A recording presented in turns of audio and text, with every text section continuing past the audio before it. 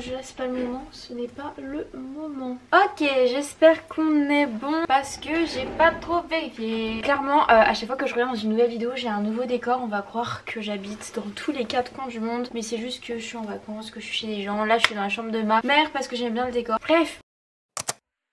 Bonjour à tous, bienvenue dans cette nouvelle vidéo Back to School. Ça y est, je reviens là avec des vidéos Back to School pendant plusieurs semaines. J'ai déjà posté une première vidéo Back to School, c'était ma wishlist, je vous la mets dans le petit i. Et là je reviens pour une vidéo où je vais vous donner mes conseils pour cette rentrée, mes conseils en termes de boulot. Ce que moi j'ai pu appliquer pendant toutes mes années de lycée et pendant mes années d'études supérieures. Petit contexte life, j'ai fait 2 ans de DUT information et communication dans les organisations. C'était ma dernière année cette année. Donc je vais vous donner mes conseils que moi j'ai pu appliquer, comment se mettre au boulot et comment arriver à faire ses devoirs, à bosser convenablement. En fait, ce que j'aime trop dans les séries Back to School, on a tous une sorte d'entraide, on se donne des conseils et tout, et c'est grave boostant pour la rentrée. En plus, moi la rentrée c'est vraiment une période que je kiffe et toutes les vidéos Back to School elles me motivent de ouf, donc j'espère qu'elles vont vraiment vous aider aussi. Et cette vidéo là en plus vous pourrez la revoir tout au long de l'année si vous avez des petites baisses de motivation, si vous avez besoin de tips, conseils, etc. Bref, assez blablaté, on va passer au premier conseil de cette vidéo. Alors encore une fois, moi c'est ce que j'applique pour moi, c'est ce qui marche pour moi, c'est pour mon type d'intelligence, pour mon type de sensibilité. Pour d'autres ça va être complètement le contraire, donc essayez, voyez si avec vous ça peut bien convenir par rapport à votre méthode de travail. Si vous avez déjà essayé d'autres choses, n'hésitez pas non plus à donner vos conseils en commentaire, je suis sûre que ça peut aider beaucoup de personnes. On est là pour ça, pour s'entraider. Le premier conseil que je vous donne, c'est de travailler dans un espace sain, un bon environnement. Un environnement de travail où vous vous sentez bien, pas stressé, où vous vous sentez pas débordé, c'est-à-dire avoir un bureau en fait. Pratique, optimisé, opérationnel, c'est-à-dire que si vous avez besoin d'un truc, il est là. Fouillez pas dans tout et machin pour travailler. Vous n'avez pas un espace réduit comme ça de travail. Un espace aussi où votre bureau vous fait pas mal au dos, j'en ai parlé dans ma dernière vidéo, mais c'est super important d'avoir un bureau à votre hauteur en fait, donc d'avoir une bonne chaise de bureau pour pas être rebouté, pour pas avoir mal au dos et juste avoir envie d'aller dans son lit. Arrêtez tout travail en cours, ça c'est vraiment pas le but. Pareil, évitez de travailler dans votre lit parce que le lit, faut vraiment différencier le lit en mode je dors, je me repose et le bureau en mode je charbonne. Et après moi je sais que quand j'étais au lycée, quand je faisais des fiches de révision et tout, j'adorais me caler bien sur mon lit, encore une fois parce que j'avais mal au dos sur mon bureau en fait, du coup je me calais bien. Je faisais mes trucs et tout, je faisais mes fiches de révision, c'est vrai que c'est aussi agréable, mais le must du must c'est d'avoir un bureau opérationnel. Si vous n'arrivez pas à avoir cet environnement là chez vous, il y a énormément d'espaces de travail qui sont ouverts, surtout si vous habitez dans des grandes villes. Vous pouvez tout simplement aller à la bibliothèque de votre lycée, de votre campus, mais aussi des espaces de coworking. Si vous n'avez pas des espaces de coworking, vous pouvez aller dans des coffee shops où vous pouvez trouver des prises. Franchement moi j'adore aussi travailler en terrasse et tout, ça me motive un peu, ça me bouge chez moi. Moi je sais que j'y vais pour faire quelque chose et pas pour en faire une autre. Mon deuxième conseil, qu'il faut vraiment que tout le monde puisse connaître. Il est temps d'ouvrir sa bouche sur cette méthode que tout le monde ne connaît pas encore. La Pomodoro technique, incroyable. Je l'ai découvert quand j'étais en terminale, quand j'étais au bout de ma life, quand je ne gérais plus. Et ça m'a permis, d'ailleurs je le montrais dans mes premiers Study With Me que je vous mets dans le petit. Je faisais des Study With Me quand j'étais en terminale. Si ça peut motiver certains d'entre vous, n'hésitez pas à les checker. La Pomodoro technique, c'est quelque chose à mettre en place pour en fait aider votre cerveau à la concentration. En fait j'ai découvert que ça servait à rien de se dire allez vas-y je bosse pendant 3 heures non-stop. Voilà, parce qu'à un moment donné votre cerveau il va forcément décrocher, vous allez en avoir marre, vous allez juste avoir envie d'aller dans votre lit et vous allez avoir du mal à reprendre après. La Pomodoro technique du coup c'est je bosse pendant 45 minutes non-stop. Je ne touche pas mon téléphone, je vais pas boire un verre d'eau, je vais pas faire un coucou à mon frère qui est dans la chambre et qui joue à la play. Hors de question, tout ça c'est focus pendant 45 minutes. Et vous mettez un chrono, ça sonne, bip bip, pause de 5 minutes. Là c'est le moment d'aller grailler un truc, c'est le moment d'aller checker un peu les notifs que vous avez reçus. Faites une vraie pause de 5 minutes, pipi room, tout ce que vous voulez. Hop, c'est reparti pour 45 minutes, vous avez 4 sessions et ça vous fait 2 heures de travail, vous les voyez pas passer et votre concentration elle est optimale. On dirait pas une hôtesse de l'air ce que je viens de faire.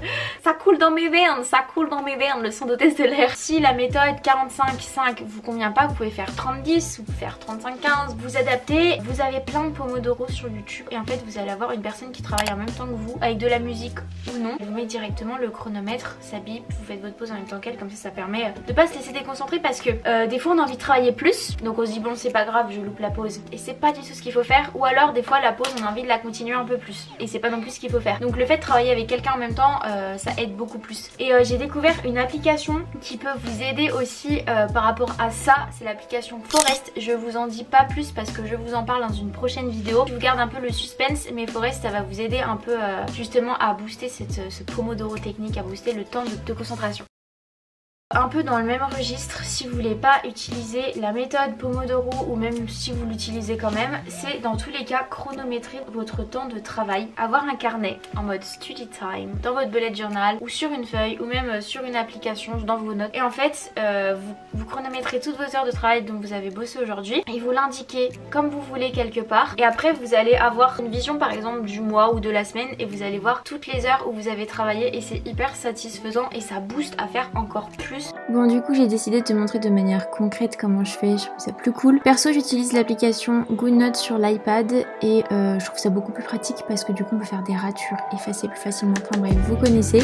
Du coup ce que je fais dans un premier temps c'est que je marque tous les jours du mois. Ensuite je fais des lignes droites que je vais pouvoir surligner par la suite en indiquant mon temps de travail. Donc je fais des lignes devant chaque jour de la semaine. Ensuite je fais des petits tirets qui indiquent en fait les heures. Moi je vais jusqu'à 10 heures de travail par jour, admettons, c'est vraiment un maximum. J'indique du coup les 10 heures avec des petits traits et chaque jour du coup je chronomètre mon temps de travail et une fois que j'ai terminé de travailler je surligne jusqu'à l'heure à laquelle j'ai travaillé. Ensuite j'efface les traits en trop et quand je tourne mon iPad ça me fait une sorte de graphique et comme ça je peux visualiser sur le mois combien de temps j'ai travaillé et c'est hyper satisfaisant.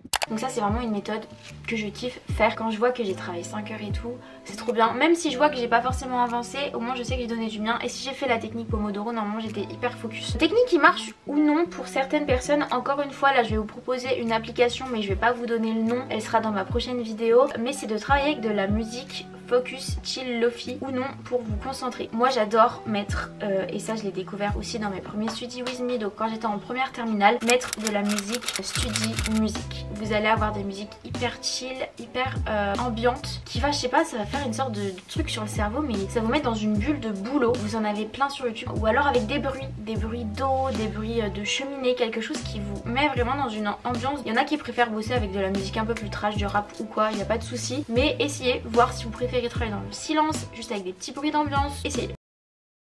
J'ai envie de vous dire que le conseil suivant c'est un petit peu le principal. En fait c'est pas vraiment des tips à mettre en place mais c'est une mentalité à changer. On m'a souvent demandé mais comment tu fais pour être autant motivée, comment tu fais pour bosser tout le temps, non. Même pour les cours, alors que les cours en soi c'est juste des cours. Mais juste la satisfaction personnelle et la fierté, c'est les mots clés. Essayez de voir dans tout ce côté boulot, relou, perte de temps, vous voyez dans tout ce côté là un côté plus positif. Je me surpasse, je fais ça pour moi, pour être satisfaite, pour être fière de moi, pour réussir plus tard. Je me mets dans une bonne ambiance, dans quelque chose que je kiffe. Si vous faites des fiches de révision, mettez plein de couleurs. Faites ça pour vous faire kiffer en fait. Mais vraiment essayez d'avoir tout le temps cette mentalité de je veux aller plus loin, je veux être fière de ce que là j'accomplis tout de suite, même si c'est juste une fiche de révision, si c'est 3 calculs ou quoi, juste se mettre dans une bulle de... Vous voyez ce que je veux dire? Changer sa mentalité en mode j'aime faire mes devoirs, j'aime bosser pour moi, même si c'est un prof qui me demande de faire ça, j'aime le faire parce que c'est pour moi que je le fais.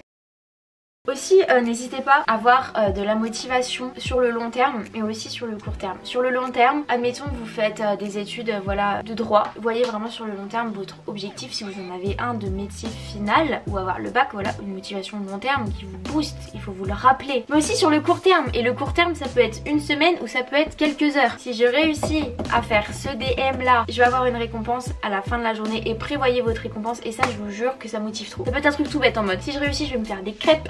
Si je réussis, je vais pouvoir aller voir mes potes, je vais mater ma meilleure série ou je vais aller à la salle. Mais voilà, juste il y a une récompense sur le court terme ou moyen terme, un mois par exemple. Si je réussis cet objectif là, j'aurai ça, non.